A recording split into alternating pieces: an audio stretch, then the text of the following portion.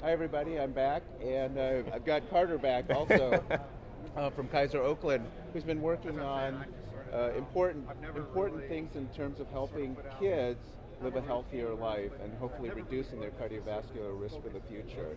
So we're here at Scientific Sessions in Anaheim, and Carter, tell us about your other abstract that you're showing today. Yeah, so the second abstract that I'm showing today is investigating, as we have the CDC guidelines to show at least BMI and obesity severity based off age, and seeing whether stature and adiposity in a very prolonged severity of obesity has an actual effect using our integrated healthcare system at Kaiser Oakland. And we saw that as we, in particularly young age groups, 3 to 5, so very young. Yeah, and 6 to 11, that's expected using the BMI, which is assessed with height, what your ideal body weight is.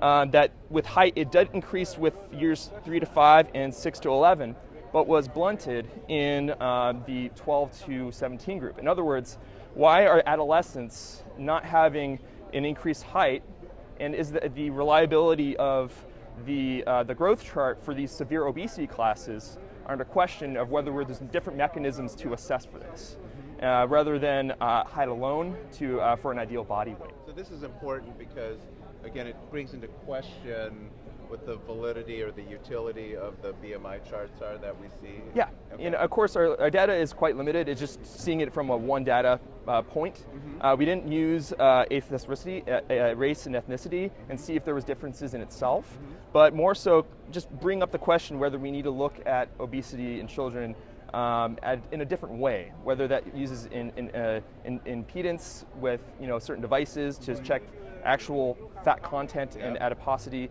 in children, rather than just whether they just look obese, whether we have hidden obesity in tall people that we're not actually not able to find. Yeah, and they might be at conferred higher risk based off other studies. Thanks so much for your thank you. excellent work. Thank you, Dr. Thank you.